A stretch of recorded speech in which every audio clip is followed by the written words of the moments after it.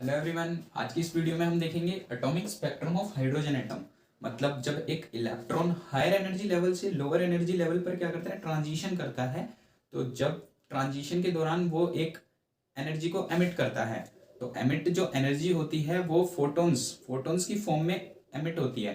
तो हमें इस वीडियो में हम देखना है कि जो फोटॉन्स है उसकी वेवलेंथ कितनी होती है, और हमें रेडबर्ग कांस्टेंट देखना है। रेडबर्ग कांस्टेंट देखना है, ठीक है।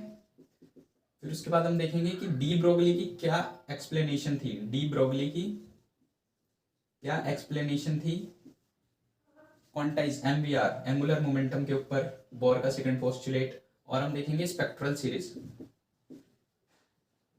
स्पेक्ट्रल सीरीज बस इस वीडियो में हमें 1 2 3 ये 3 टॉपिक निपटाने हैं। तो पहले हम देखते हैं ये वाला कि जो फोटॉन्स है उसकी वेवलेंथ कितनी होगी, ठीक है।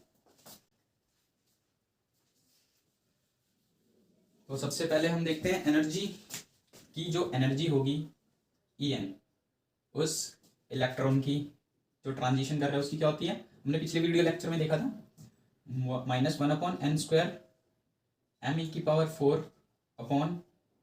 8ε0² h²। ये होगी nth इलेक्ट्रॉन के लिए, ठीक है। अब हमें निकालनी है इनिशियली वो जो इलेक्ट्रॉन था वो कहाँ पे था।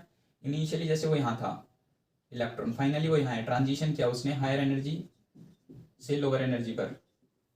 तो इनिशियली उसकी एनर्जी कितनी होगी, -1/n इनिशियल का square, n initial square m⁴ upon 8ε0² h²। और फाइनली वो कहाँ पे आया, माइनस उस पे एनर्जी कितनी होगी, दिस वन 8ε0 h²। अब जब वो हायर एनर्जी से लोअर एनर्जी पे गया तो कुछ एमिट हुई एनर्जी। एनर्जी अब एमिट हुई वो फोटॉन्स की फॉर्म में एनर्जी हुई एमिट। और फोटॉन्स की अब हमें एनर्जी देखनी है तो हमें इन दोनों का डिफरेंस करना होगा, डेल्टा ई।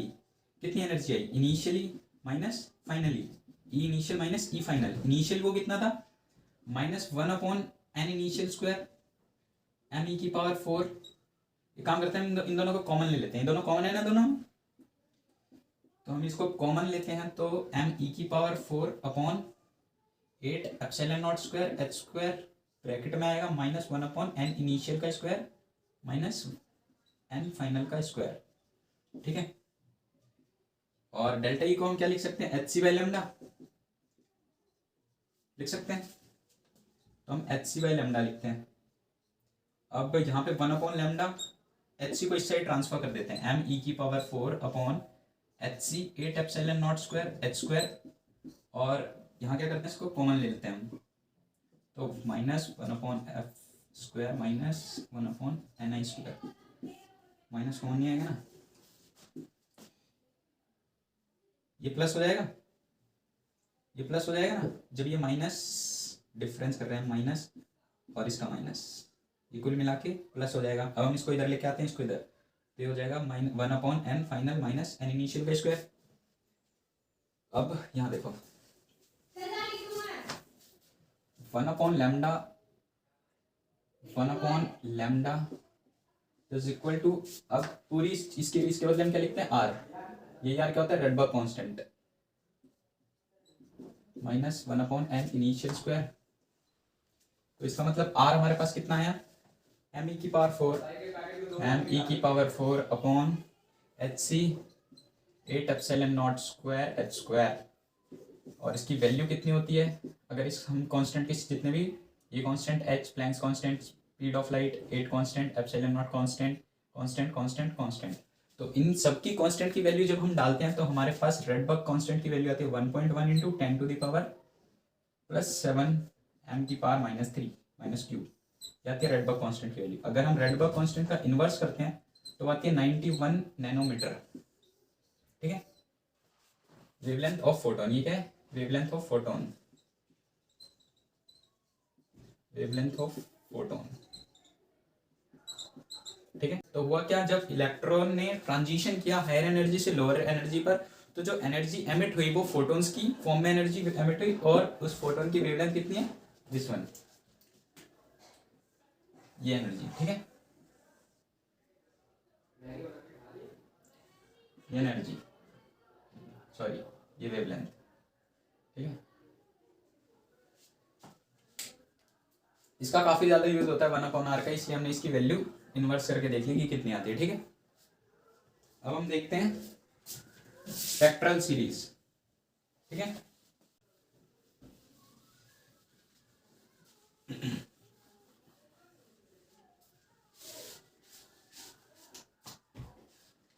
Spectral series.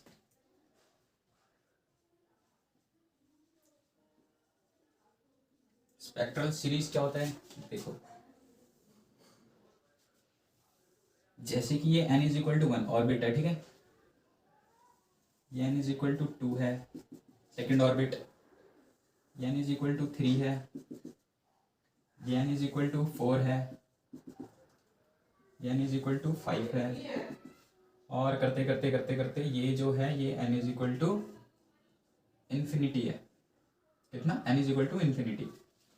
तो जब इलेक्ट्रॉन क्या करता है हायर एनर्जी लेवल से, इसका मतलब क्या है, हायर एनर्जी ये ऊपर है, ऊपर जाते हैं तो क्या है, एनर्जी जो है इंक्रीज हो रही है, एनर्जी इंक्रीज हो रही है, यानी एनर्जी है ये। ठीक है, ये एनर्जी है और ये क्या है, ऑर्बिट्स है। ठीक है, तो अगर हम देखें कि जो इलेक्ट्रॉन क्या होता है, जंप करता है, इलेक्ट्रॉन जब ट्रांजिशन करता है तो हायर एनर्जी लेवल से आता है। तो माना कि पहले वो आता है इससे हायर ही है, तो वो यहाँ से आया, फिर वो यहाँ से आएगा 1 पे, वो 3 से भी 1 पे आ सकता है, 4 से भी 5 पे भी 1 से आ सकता है, और इन्फिनिटी से भी 1 पर आ सकता है। जब इलेक्ट्रॉन ट्रांजिशन करते हैं हायर एनर्जी लेवल से n इज इक्वल टू 1 पे, यानी फर्स्ट ऑर्बिट पे, तो जो वो सीरीज होती है उसको बोलते हैं हम लाइमन सीरीज, लाइमन सीरीज। और अगर वो n इज इक्वल टू 2 पे करता है, 3 से करेगा, 4 से करेगा, 5 से करेगा, एंड सो ऑन, इन्फिनिटी से करेगा, तब हम उसे बोलते हैं बाल्मर सीरीज। बाल्मर 3 पे करता है, ठीक है, 3 पे करता है हायर एनर्जी लेवल से, तो उसको बोलते हैं पास्चन। 4 पे करता है तो हम बोलते हैं Brackett. Lyman, Balmer, Paschen, Brackett. और जब 5th पे करता है तो उसको बोलते हैं हम फंट। ठीक है, तो हमने देखा लाइमन सीरीज कौन सी होती है, लाइमन सीरीज होती है, सीरीज लाइमन कौन सी होती है, लाइमन सीरीज जो होती है उसमें क्या होता है, n इज इक्वल टू 1 के ऊपर आता है।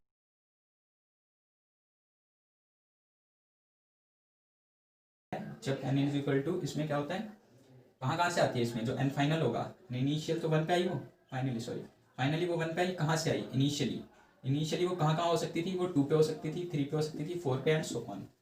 बाल्मर के केस में क्या है, उसमें जो फाइनली वो कहाँ पे आई, 2 पे, कहाँ से आ सकती थी, वो आ सकती थी 3 से, 4 से, 5 से, and so on. And initially and finally n is equal to 3 पे क्या होता है, पास्चन, लाइमन, बाल्मर, पास्चन, फिर ब्रैकेट, फिर फंड।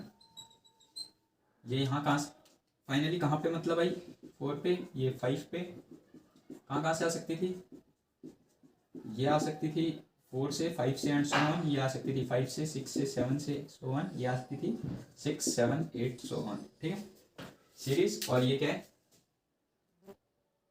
Initial orbits. ठीक है, अब इसमें हमें क्वेश्चन आता है, जैसे 1/λ भी हमने फॉर्मूला देखा था, r 1/n final square minus 1/n initial square.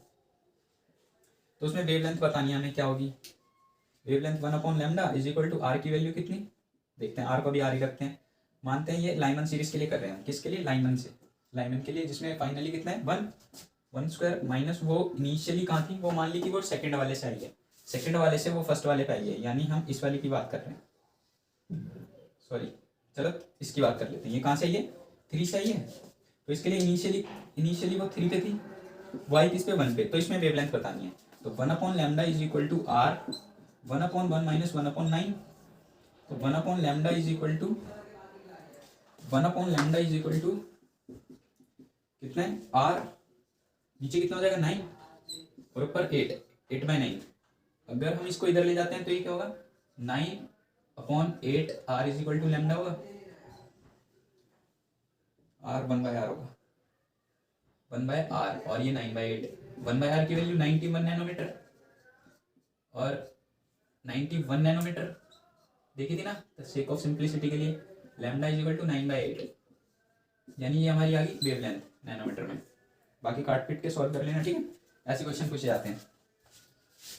अब हम देखेंगे लास्ट टॉपिक है हमारा कि जो डी ब्रोगली थे उनकी क्या एक्सप्लेनेशन थी second postulate of Bohr model के ऊपर, यानी कि क्वांटाइज ऑफ एंगुलर मोमेंटम पर डी ब्रोगली की क्या एक्सप्लेनेशन थी। डी ब्रोगली एक्सप्लेनेशन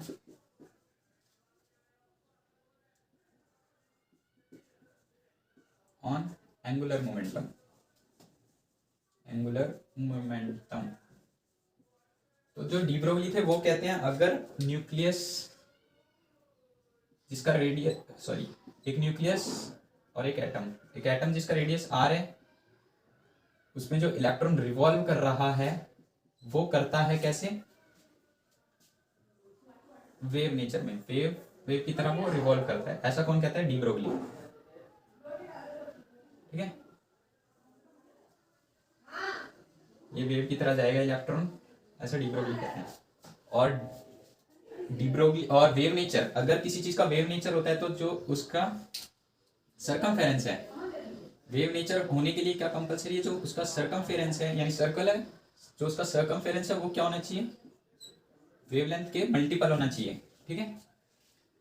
अब डी ब्रोगली कहते हैं कि जो वेवलेंथ है उसको हम h/p लिख सकते हैं, और p क्या होता है, लीनियर मोमेंटम, उसको हम m भी लिख सकते हैं। अच्छा, अब 2 पाई, अब एम बी को इधर लेके आते हैं और NH/2 पाई, 2 पाई को इधर लाते हैं। ये कौन कहता है, ये बोर का सेकंड पोस्टुलेट कहता है quantize of angular momentum. De Broglie की बस ये एक्सप्लेनेशन थी कि वो वेव नेचर करता है शो, अगर वो इलेक्ट्रॉन के अलोंग न्यूक्लियस के अलोंग रिवॉल्व करता है इलेक्ट्रॉन, तो उसका एंगुलर मोमेंटम क्या होता है, क्वांटाइज।